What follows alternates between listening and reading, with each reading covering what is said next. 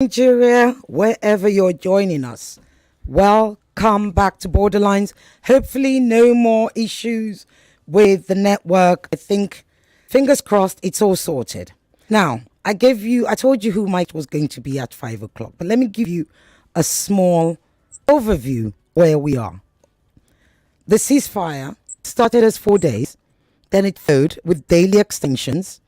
During the 7 days, 8 days fire, a total of 110 hostages have been released by Hamas. In total, not just in the ceasefire, I think about 80 or so were released in the ceasefire.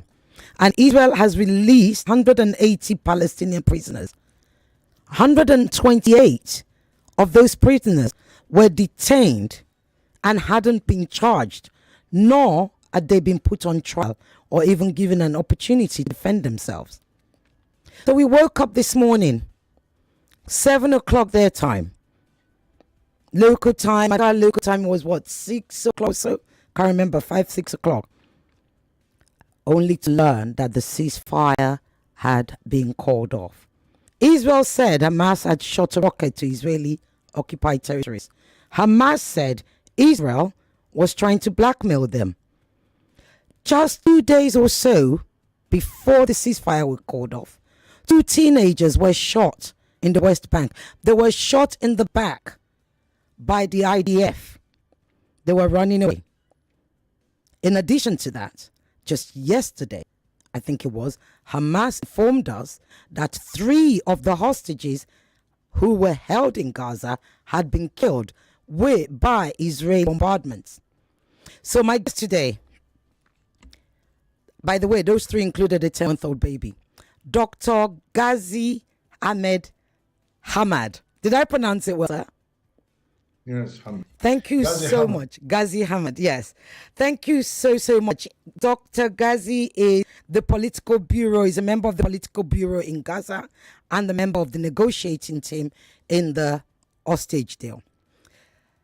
I'm going to go straight and I have to ask you. I woke up this morning and I'm like, what happened? What went wrong? As of last night, there were still discussions about there were still negotiations going on with regards to releasing more hostages and, of course, more Palestinian prisoners being released. The last Palestinian prisoners that were released, they were released very late in the night, because I think it was by the time I went to bed is when they were coming. They were released very late in the night, local time. And then we woke up this morning and the headline was ceasefire was off. Sir, take us through what happened. Thank you very much for receiving me, Ireti. I am so glad to be interviewed. I just wanted to start with this, sorry for this Network. bloody newspaper, that since the call of the ceasefire, just in 1 hour, about 120 people were killed. In my city, Rafah, 44 people, most of them are children and women, were killed. This means that Israel just waiting for this moment in order to resume this fatal attack and brutal attack against people. They did not wait until that we have more negotiation and more talks, and they started to kill civilian and children and women everywhere in Gaza. So this means that Israel is planning in order to increase the number of the victims and the casualties, and to increase the number of destroyed homes, and to impose more pressure on Gaza Strip, more pressure on Hamas. I think that this is just wasting time. What is the successful goal of Israel in Gaza Strip? Only killing civilians. We have about now 15,000 people, where some of them about 5,500 children were killed, and more than 4,000 women were killed. And they destroy everything in Gaza. This means that Israel is not interested in peace, not interested in stability, not interested in any kind of ceasefire. This is a state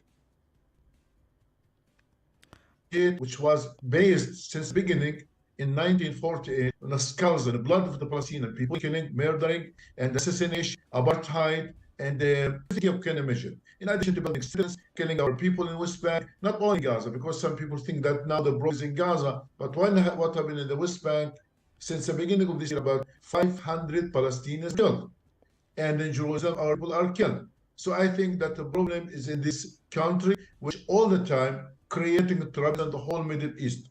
We were trying all the time, and last night, to resume and to extend ceasefire in order to protect our people in Gaza. But I think that Israel decided not to accept all the condition, the talks. We talked with the different mediators, and they decided to go on in killing and murdering people. And this is the risk. As I said, that more than 120 people Sorry, that were yeah. killed in Gaza Strip. Okay, that's history we're aware of. That history I cannot argue. However, it's taken us 50 days to get to a ceasefire. The ceasefire began. Yes, there was a respite, and we were all breathing, thinking, okay, innocent civilians, people were beginning to go to their home and seeing the damages. They were beginning to sort of, do the best that they can within the chaos that they existed in. However, today, what went wrong? What went wrong between last night and this morning that meant that ceasefire had to be called off, sir? We started this mechanism with the help of our brothers in Qatar and Egypt and with different parts. And I think we put a good mechanism. And I think there was a plan to do that Hamas released 10 hostages for 1 day of ceasefire. And I think now we released more than 85 Israeli hostages. And we released some of the other, some people from Thailand, from Russia.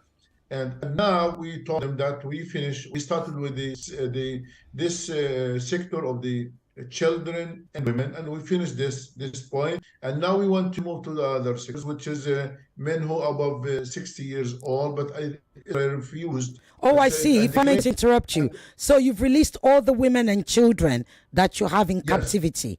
Okay. Yes, so you were moving to the men. Yes, we now move to the other. Yes, okay, go ahead. Go ahead, sir. And I think we talked to the mediators, and we are ready to continue to negotiate about this issue. But Israel refused, and they claim that you still have about 15, 16,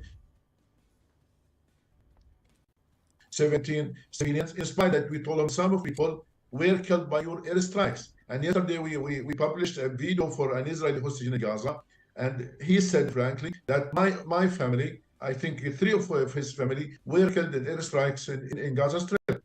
I think Israel, they don't want to listen to the mediators, and they insisted to continue the attacks on Gaza Strip. Because of this, now the ceasefire now is off. But I think the mediators are still trying now to resume the negotiation with the Israeli side, with the Americans, in order to stop this killing and murdering in Gaza Strip.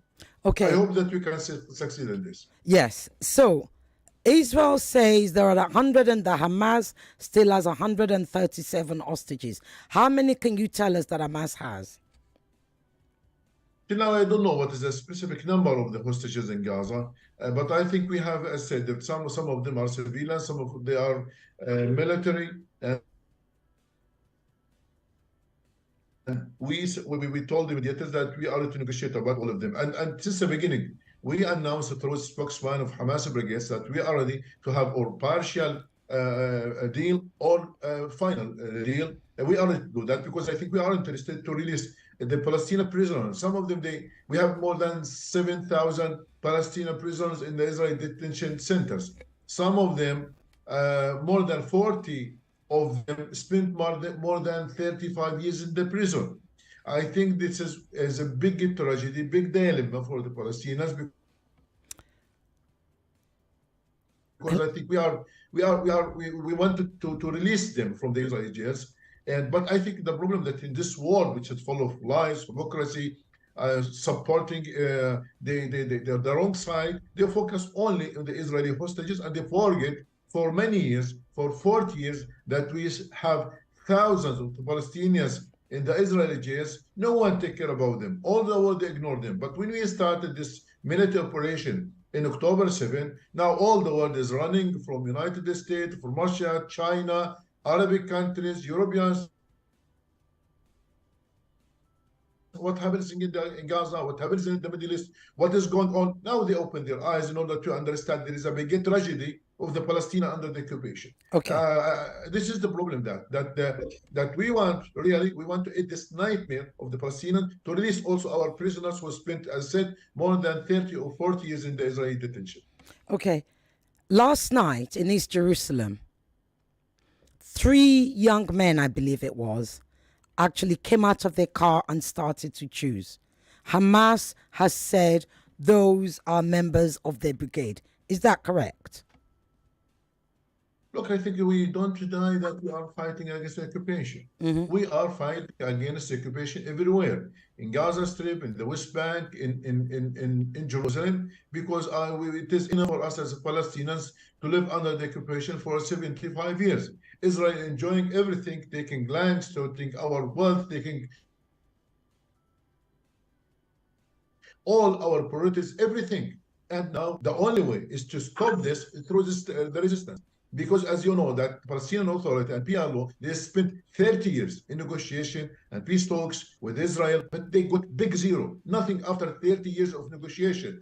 In opposite, they take more lands, build more settlements, expand more settlements, killing more Palestinians. So I think this is the only way, the only option for the Palestinians is to fight.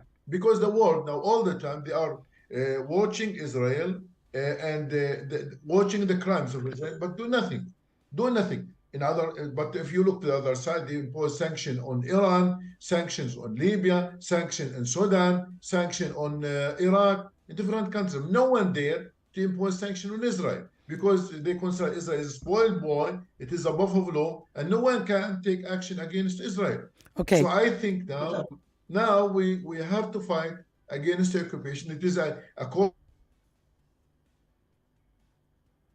to international law, according to the United Nations resolutions, again to the all norms and regulation, it is our right to fight against occupation. It is enough, again, it is enough for the Palestinians to live under the longest and the brutal occupation in the world. Okay. Anthony Blinken was in Tel Aviv. You mentioned Fatah, you mentioned the Palestinian Authority and, Hamas and PLO. Anthony Blinken was in Tel Aviv. He met with the Israelis. He then went to meet with Fatah, and then he went back to meet, Netanyahu's cabinet. He didn't meet with Hamas. I'd like to know, what is the situation with Hamas and the Palestinian Authority? Because we cannot deny a fact that has become very, very obvious. One of which is, every time a Palestinian prisoner has been released, in Ramallah, where they've been able to celebrate, we see Hamas flags. We don't see the Palestinian Authority's flag. What is the situation between the Palestinian Authority and Hamas right now? Look, I think this is an internal issue for the Palestinians. I know there is a big internal Palestinian conflict inside. We called the Palestinian Authority for many years in order to come and to unify the Palestinians and to make national unity and to have one government, one political system, one law. But I think the Palestinian Authority refused to do that because I think they want only to be under the American umbrella, the international legitimacy. And they failed, as I said before, they failed under the sponsor of United States and European community and United Nations to give anything to the Palestinians. In the West Bank, Israel is killing people every day. The settlers, the extremists, they kill the Palestinians. They cut their trees. They destroy their homes. They burn their cars every day. Sometimes they burn some people, and no one stopped the violence of the settlers. Because of this, we told the Palestinian Authority, let us now to sit together and to think about the situation, to have a common view, common vision, in order to how can we restore our dignity and our fight against occupation and building a new Palestinian system. But I think the Palestinian Authority, I'm sorry to say that, they are still under the threat of the Israeli side, the American side, who asked them not to contact Hamas, not to support Hamas. In spite, Hamas is not a terrorist organization. We are liberation movement. We are not ISIS. We are not Qaeda. We are just focusing and working for the freedom of the Palestinian people. We never use violence against Christians or the Jews or American, despite the United States support Israel with everything, money, weapons, mass destruction weapons. They support them with everything. But I think that we have, our goal is just to liberate our homeland from the occupation. So we call the Palestinian Authority to work together, not with Hamas, with all Palestinian factions, in order to have one vision, one plan, in order to put in the occupation, which is the common goal for whole Palestinians, inside and outside, in order that Palestine can live in stability and freedom and prosperity. Okay, so from what I can hear from you, you're saying the door is open. You're talking with your brothers in the in Fatah, and everybody's focused on a better and liberating Palestine.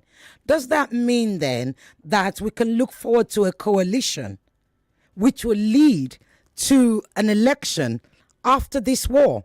Because, you know, after the last election, which was what, 2006 or so, a year after Palestinian Authority and Hamas were fighting, here we are, a couple of decades later, and Palestine is on the front burner of everybody. There needs to be an election in order for us to move forward, for the Palestinians to move forward, for the Palestinian civilians to have agency and control of what happens to them.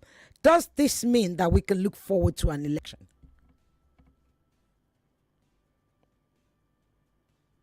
Oh, can you hear me, sir? So I didn't hear last words. The last word was, does this mean that we can look forward to an election after this war? You know, we agree for that many times with the President Abbas and the Palestinian Authority for the election in 2021. And we sat with them and we arranged everything for the election. But in the last moment, President Abbas decided to cancel the elections, and he lost this opportunity in order to open for a new era for the Palestinians, in order to have the Palestinian or elected people. Now I think we have to think deeply now about the whole situation, because it is not easy. This is my conclusion after 30 years of this experiment in Palestinian territories, that Israel, they will not allow for the Palestinian state to establish in the 67 border. They will not allow for honest elections to run into Palestinian, because I think they are our enemy. They don't see that the Palestinians, they are civilized people, they are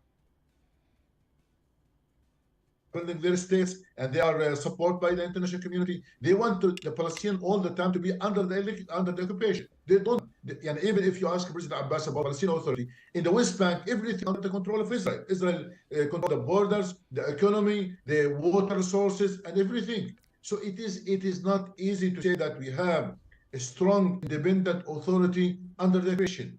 How can we imagine that we can establish a good Palestinian authority, a national authority under the occupation, and they impose their security conditions in the Palestinian Authority? They prevent anyone from getting out or in, or importing or exporting without permission of Israel.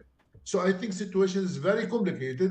Because of this, I think we need to rebuild a new strategy. How can we put in for the occupation with different means, either with the political solution, with the resistance, with different things? I think this now new page of the October 7th lead us now to think again and again in different way, in order, based on two things. First of all, to reunify the Palestinian people under one leadership, and second, to establish a new Palestinian strategy which lead to the liberation of Palestine. Okay. Again, it's interesting what you say, because when you listen to the likes of Anthony Blinken, Biden, Netanyahu, and others, they are talking about the Palestinian Authority being the governing body in Gaza. Yet, right now, Hamas is the governing body in Gaza. Palestinian Authority is in the West Bank and the other occupied territories near Israel. And how is that going to work? Because nobody seems to want to talk to you. How will you be able to negotiate an election? Americans, they don't want to talk to us as Hamas, because they think that we are a terrorist organization. As they look to the different, like Hezbollah, the other, they are a terrorist organization. They want only to be all people a friend of Israel. They want all of them to support Israel. You know, since the beginning, all the time, that Israel had the right to defend itself. Israel had the right to defend itself. Okay, but what is about the Palestinians? They has no right to defend ourselves. It is no right for us to defend our children, our women, our properties, our installations. No right for the Palestinians. No right for us now to live in prosperity and freedom. So I think the Americans are hypocritic people. They put the glass of Israel in their eyes. They just see the end of Israel. I said that they failed for 30 years in negotiation talks in order to give the Palestinians a chance to establish their state. So we don't trust the Americans.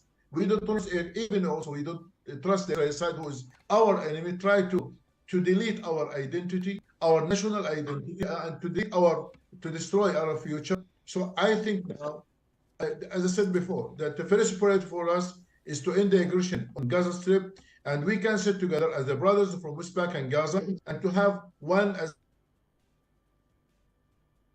I said, one Palestinian authority. But I am sure that Israel will not allow for the Palestinians, because they look to the Palestinians as a threat, as a strategic threat, either in the West Bank and Gaza and Jerusalem, and they will not give us a chance now to establish our state, even to unify the Palestinian. And you know that this is a strategic goal for Israel, to separate the Palestinians, to separate between West Bank and Gaza, and to be Gaza isolated. Because I think they deal with Israel, with the West Bank and Gaza with double standards.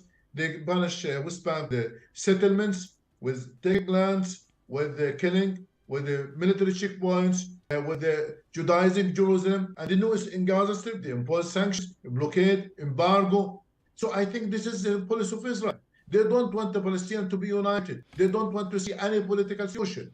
So this is a bigger problem that I said that we have to, as a Palestinians, to sit together and to work together until we can achieve our goals. So I've been working together since October the 7th then.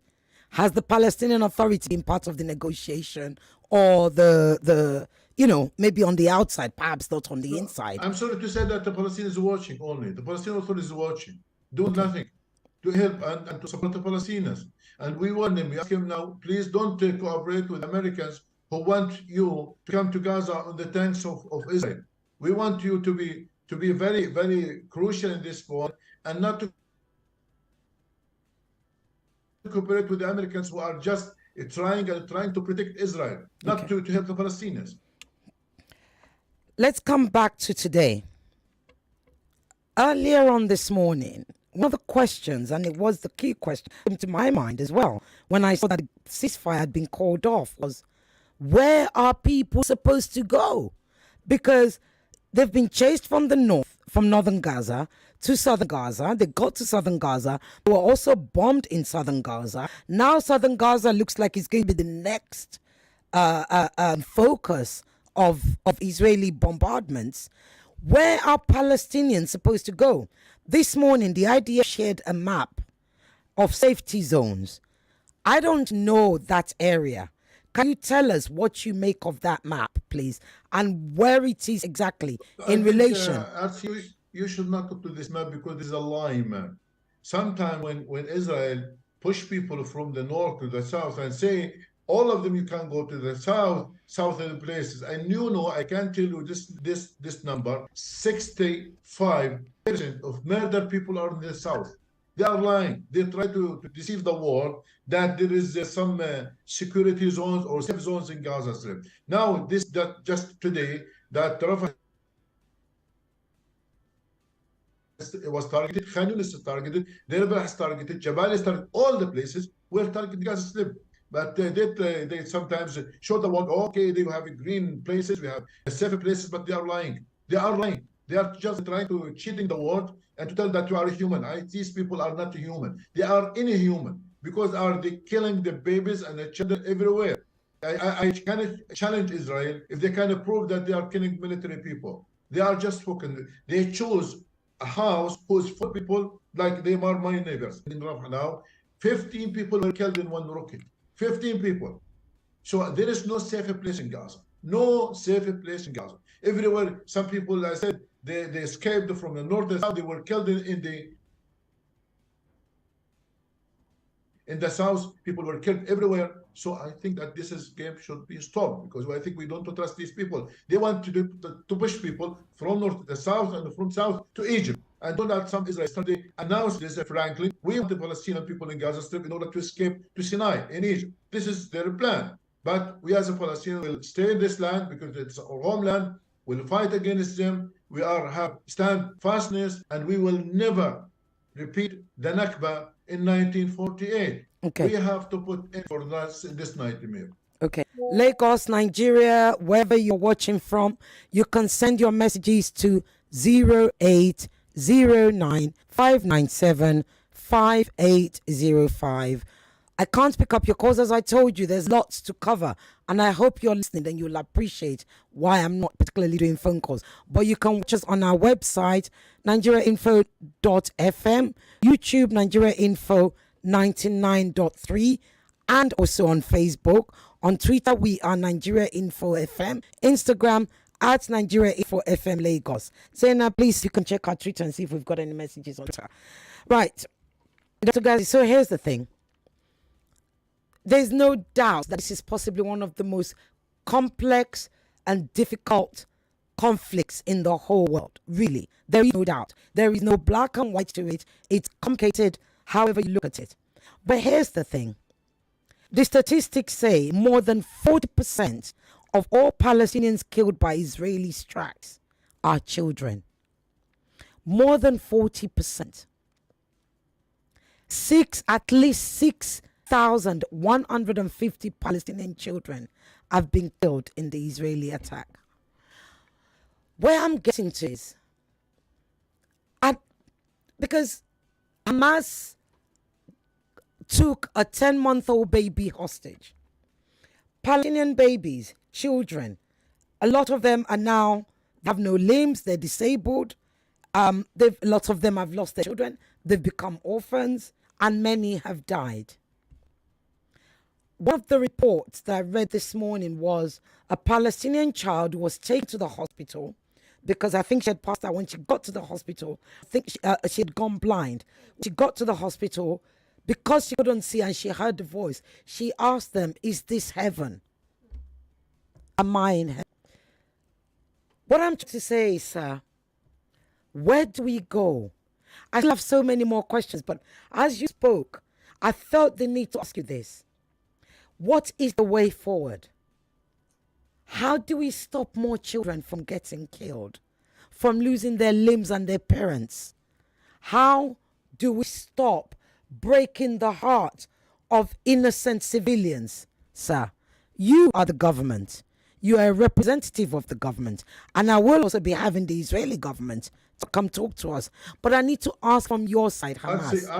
Arsi, did you see the videos when we released the hostages? Yes, I did. And I have seen smiling, many. They are shaking hands for Qassam brigades. Yes. This is part of our faith and our morals, that we never hate civilians. We don't target civilians. We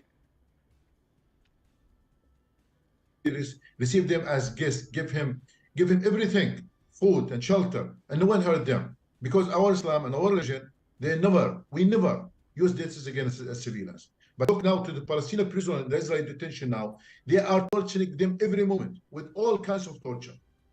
So there is a big gap between us and them, because we deal according to our faith and our morals and our ethics. But these people are, sorry to say, that this inhuman. They are killing everywhere. That now in their mind, retaliation, and just to increase the number. Give me one thing that Israel achieved in Gaza Strip: just killing people, just increasing the number of the casualties and the number of the victims and number of the murdered people. That's all. But they do not. When they started now for land invasion Gaza, they said we are coming to break the bond and to destroy Hamas and to bring the hostages back to Israel and to destroy the capacity and the ability of Hamas. But they did not succeed to achieve any goal on the ground. Because of this, they poured their retaliation, their outrage on the Palestinian civilians. And I think when we started negotiation with all the mediators, The hostages were taken back to Israel through negotiation. We succeeded to impose conditions in Israel to do that. Yeah, I want to tell that Israel now have, this is a clear policy, is to kill more. Yeah, look, they are they're punishing us with three trends or three tracks. One, the military airstrikes against us. Second point, even you are wounded or injured, they prevent you now to get the medical care. Because of this, they destroy the hospitals. They destroy now about 36 of the hospital in Gaza is out of service. No medicine, and even they arrested the medical staff. They destroyed the Shifa hospital, which is a hospital in Gaza Strip, and they occupied the hospital. What is happening in the world? Where does it happen in the world? Okay, if you try and killing people, but let the wounded people now to get medical care. So military strikes and destroying the hospitals, and the third point, which is the most dangerous, the starvation. Yeah. They prevent people in the north from getting water, electricity, food for 50 years, and no milk for the children. So I think Israel, sorry to say that Israel is a brutal enemy. They don't think about human rights, international law, humanitarian law. People do not take care. They think that by military power, we can break the bone of the Palestinians. We can destroy them. They failed to do that for 75 years. They have to understand the Palestinian people will not raise the white flag. Okay, we paid the Dr. Ghazi. price, that's right. Yeah. But since the beginning of the occupation in 1940, since the beginning of the establishment of Israel, we were paying a bigger price. And for example, I'm Ghazi. My father killed by Israel when I was years old. My uncle was killed by the Israelis. My mother shot by the Israelis. I spent 5 years in the prison. Everywhere that you go in Palestinian homes, you find a painful story. So we want to put end for this nightmare, which is called the occupation, which is a source of evils, bloodshed, and hatred, and instability. We want to stop this. We expect from the world to help us, to support us. Now, sorry, I'll say that. Why all the world now they support Ukraine against Russia? Why? All of them. American, European community, they support because they say we support Ukraine against the Russian invasion. But when they come to the Palestinians, no, that Israel have the right to defense, they have the right to kill. And Macron came to Israel, the British Prime Minister came to Israel, Biden came to Israel. Why? Why they all of them support the Israel, which is, as said, human rights organization said that Israel is a state of apartheid. It's like in South Africa in the past. So I'm sorry to say that the world is not helping us in this our struggle against occupation. I have a question here, which I've asked before. I've asked Dr. Basim when he was here before, but I'd like you to give us your perspective on it, and perhaps you could shed more light on it, given that it's been 50 days. The question is from my listener. His name is Taiwo from Igbo. He said, "Hello, Cecilia Lagos. I want to ask your guest this question. What actually made Hamas resort to violence against Israel with what happened on October 7th, rather than tolling the path to peace?" So they want to know what led, outside of the history, what are the incidents that led to the 7th of October I want attack? to tell you that the history does not stop on the October 7th. You look before that for many decades. Yes. You know that Israel massacres in the Sub-Russia, in the West Bank, and everywhere. That the occupation, this vicious cycle did not stop.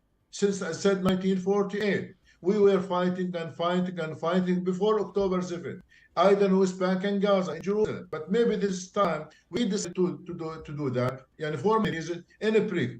We warned the Israeli side through the mediators that you have to stop your crimes in West Bank and Jerusalem. You are killing people there. You're building settlements. You expand settlements. You are storming Al-Aqsa Mosque. You bring the Jews extremists to the Al-Aqsa Mosque. You bring cows, doing everything in order to provoke the Palestinians. Every day they provoke the Palestinians in the Al-Aqsa Mosque, which is a holy place for us as Muslims. So they bring the Jews inside Al-Aqsa Mosque, and they are singing and they're dancing. In addition to the other brutal behavior there, hitting women and killing people and preventing more than all Palestinians to pray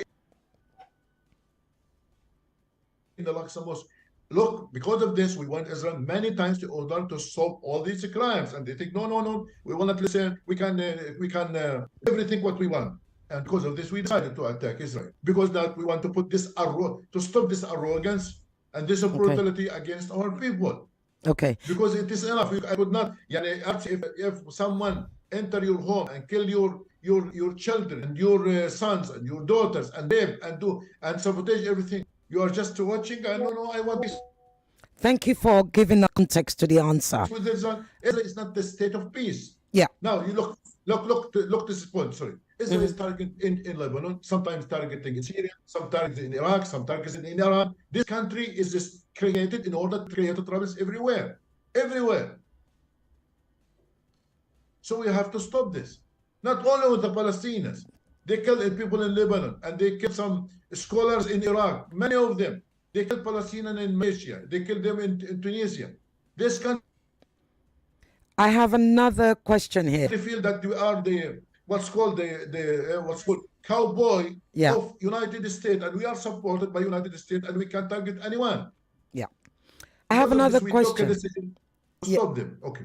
I have another question. Listener Michael from Ikoyi, he said, please ask your guest, how can the world support Palestinians in achieving a two-state solution? You see, these are some of my questions that I've kept for later, but my listener has brought it up. Can you talk about that? Because, okay, we know that Oslo 1, Oslo 2 happened.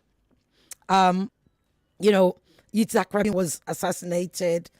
Yasser Arafat died. They actually, doing the whole Oslo thing after that handshake, they did become something of friends, if one could stretch it that far. And then since then, I remember listening to a conversation, an interview that was being had with a senior UN person who said, and I quote, the two-state solution was known as the biggest joke within the UN.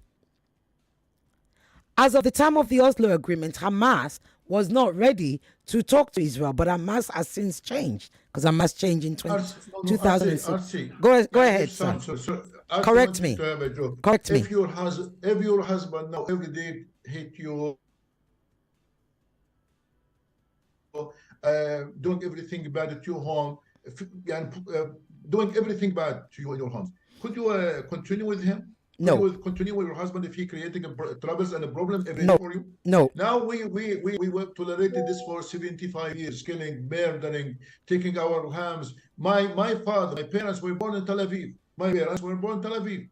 I could not find another homeland. The Israel want to delete the whole Palestinian people. They don't want to see the Palestinians in this territory. They want us to be slaves of the occupation. This is the fact. This is the fact. As a Palestinian, we were, I want to tell you something is very important. Yes, when the last World War, in 1948, World War II. They oppressed the Jews and pushed them out and tortured them. We are, as Palestine, we are only who received them and open our doors for them, give them shelter, support them, give them food. But when they were supported by the the British mandate, they put the knife in our back. We received them. We received in Palestine.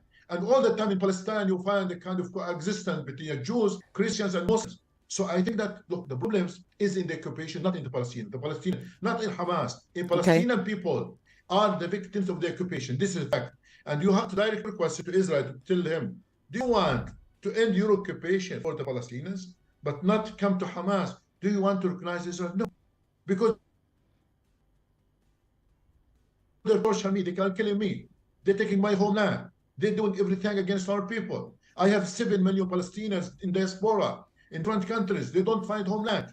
I think the question should be directed to Israel. You have to stop and to end this brutal occupation and give the Palestinians a chance to establish, the Palestine, we just, in Oslo agreement, as I said, we satisfied the 22% of the historical Palestine.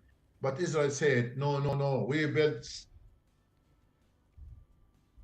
settlements inside the West Bank, in Jenin, in Nablus, in Bethlehem, in Jerusalem. You should not take a pure Palestinian state. What Okay. can I do with these people? What can I? So I What think if the war, what the if war the now is American, just Dr. Ghazi, if I may interrupt you? So, going by what you said, what if the American reached out to you, right? What if America reached out to you and said, "Look, we want to resolve this with a two-state solution"? Would Hamas be ready to talk to the Americans? Would you be willing to discuss a two-state solution? we have no problem to talk to anyone. We don't talk to the enemy, to Israelis. We talk to America. We are open many times. We are ready to talk to them. But I think the Americans, the problem, sorry to say that they are crazy. They are stupid. They failed in Iraq. They failed in Somalia. They failed in Afghanistan. They failed everywhere because they feel they deal with arrogance. They feel we are the most power in the world. We can deal with this with any problem with power and with military means. They are stupid. They are very stupid to do that. Okay. And I think that I hear you. sorry, I hear you. I think that yeah, Israel go on. Please doing finish. all the crimes here because the support of United States, because of the support of United States. If United States impose pressure on Israel and tell him, please stop targeting civilians, stop the occupation, stop stealing the lands of the Palestinian Authority, they can do that. But the Americans know. They said that this is our son, and this is one state of the United States, and we have to support them financially or with weapon, with right. So let's anything in order to defeat the Palestinians. Let's go back to talking about Hamas. Do you work closely with the Iranians, with the Iranian government? Is Hamas supported by Iranian government? Look, I think, as you have to understand, we Yes, are, as a Palestinian liberation movement, we are looking to open relationship with all countries. Now we have good relation with Qatar, we have good relation with Egypt, we have good relation with Turkey, and we have good relation with Iran, and we are supported by Iran, either with money or with weapons. And I think they support us, and we ask all countries to support us. This is not a secret. We are to support people everywhere. But we are not in the pocket of anyone.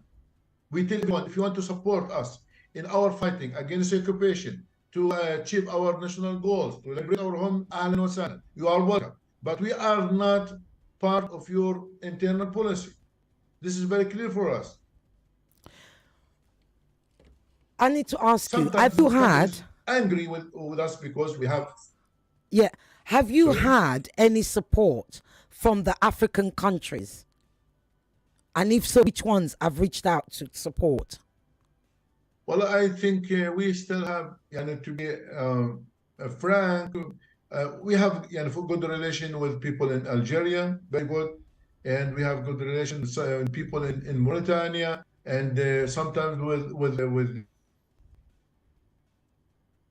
Libya, and I think but maybe in the African supports like Nigeria, Senegal, I think maybe the situation in general does not allow us to have more visit or more support of people in Africa. We're involved in this conflict. I think we need to strengthen our relationship in Africa, because I think in the last month we have seen some good position from the African Union to refuse the Israel to be part. Yes, I was actually going to say that. Yes, especially from South Africa and other. And I think that South Africa also have very good position when they said that we want to go to the ICC in order to bring Israel to the international law. I think this is very good step. I hope that more African countries support the Palestinian and can also. Sorry, I want to say that we want the African countries to expel the Israeli ambassadors from their countries, because I think it is a shame that to see that Israel flag in any country which is contaminated with Palestinian blood and the flesh of the Palestinian babies and the children. I think this is not a civilized country. These people should cut all the relation with Israel. I hope that all can do that. I have a question here from my listener. We've only got I've got 2 minutes before the end, or we still got time? We still have time. Okay, good. There's a question here. His name is Godman. He's one of my listeners. He said, "Good afternoon, Ma. My question to your guest is, why did Hamas not take soldiers hostage keep it to soldiers on October the 7th? Why did they take children and women as well? Look, I'll be frank, this operation, when it was planned, it only planned for the soldier and military sites around Gaza. We never planned to take civilians as hostages, but when the fences opened, and I think many people get inside, some people were taken inside. But I think it is not our, it was not our plan and our intention to take hostages. Because of this, I think the beginning of this war, we announced we are ready to release the hostages, the civilian hostages, but we need suitable circumstances. Israel did not listen to us and started to kill people there, to target there. So many people, maybe about 2027, were killed by Israel airstrikes. As I said, it was not our intention to take the hostages from the beginning.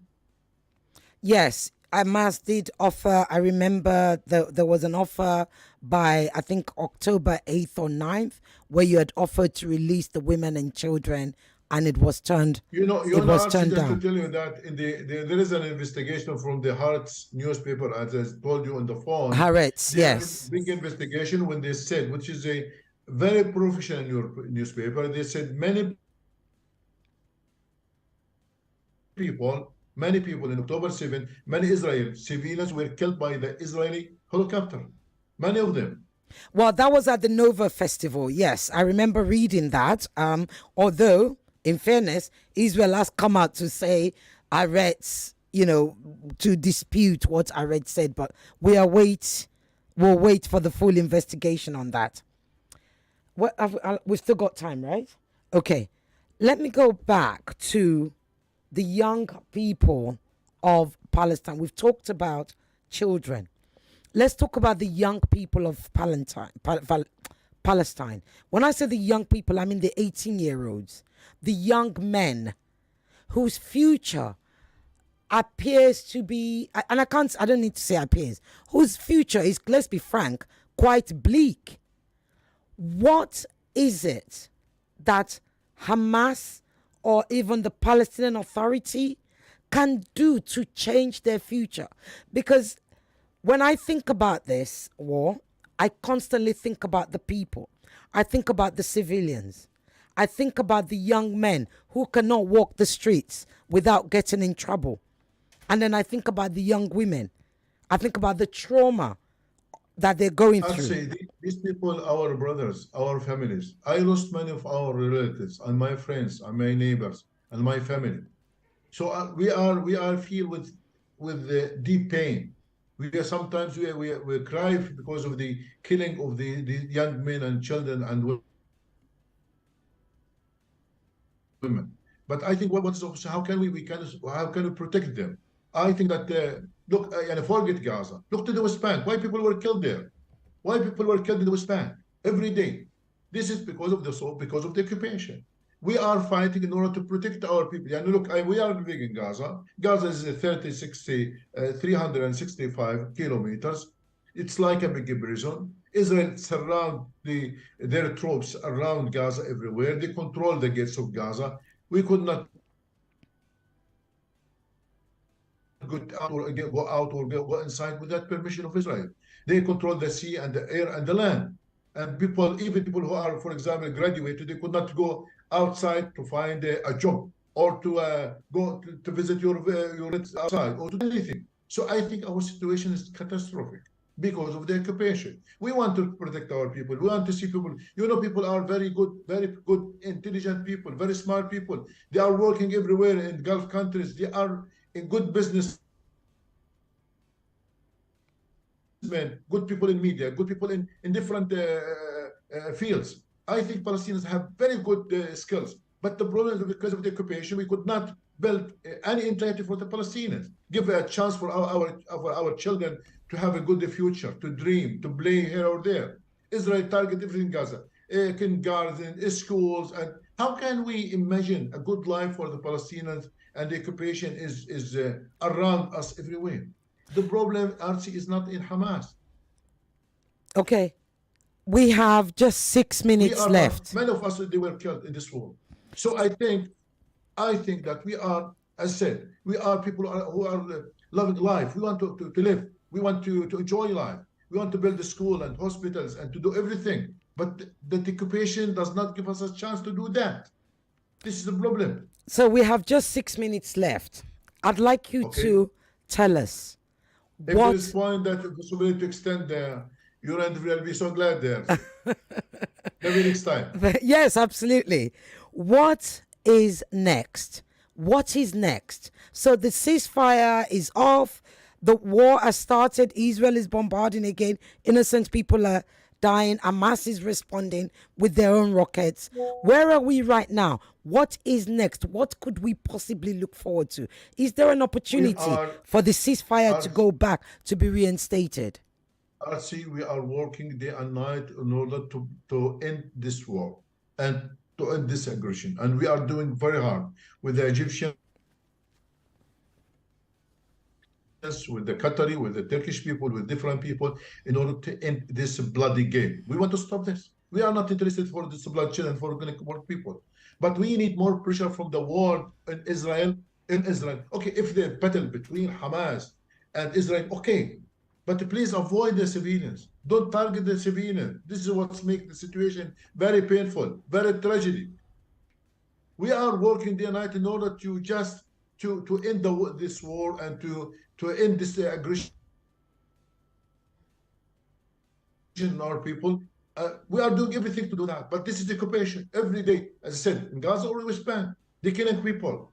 Maybe there's 50. In Gaza, there are 500. It is not the problem with the number, but it's occupation and disoccupation. I think the world can do more and more. The Americans, the Europeans. What would you like us to do? So tell us, what more would you like from the world? Apart from the Americans, apart from the British, you know where they stand. What more would you like? We have 3 minutes left. What more would you like to be done? Everybody has gone out campaigning. There's been marches and protest We are ready to marches. negotiate about the ceasefire. We are ready. We declared yesterday. We are ready now to sit with the mediators and talk about the ceasefire. But now we need someone to convince the Israeli occupation in order to stop their air strikes against our people. Sometimes we are fighting alone in this ground. No one help us. No one support us. This is a problem. We need someone now to impose pressure on Israel to tell him you have to stop. And the Qataris can do that, can they? The Qataris. What about the Qataris? The Arab. They can do. Yeah, the Qatari, the real. Okay. They are very good people, very honest people. They are trying to support us, but I think it is enough. Now Israel sometimes does not take it for anyone. They just back by Israel and say that what we can do, no one can stop us. This is the big problem on the ground. Dr. Ghazi Ahmed Hamad, thank you so very, very, very much for giving us a whole hour, talking to us and telling us what's going on from Hamas and what's going on from the side of the average Palestinian. Thank you. I appreciate the 1 hour you gave us. Thank you. Thank you, sir. Thank you. Good luck. Good luck, guys, and for your audience. Thank you. Thank you.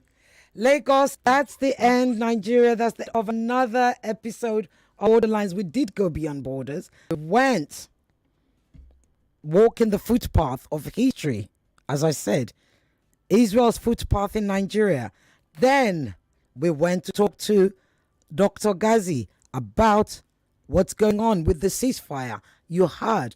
And thank you to all those who sent those really good messages. You see, that's what Borderlines is about. Listen and send me really good, intelligent message. I put it to my guest and you heard him answer it. I think, is it Taiwo from Ejigbo, Michael from Ikoyi, and I can't remember the other one I read out. But thank you so much. That's the end of another wonderful show of Borderlines. Think beyond your borders. Bye-bye.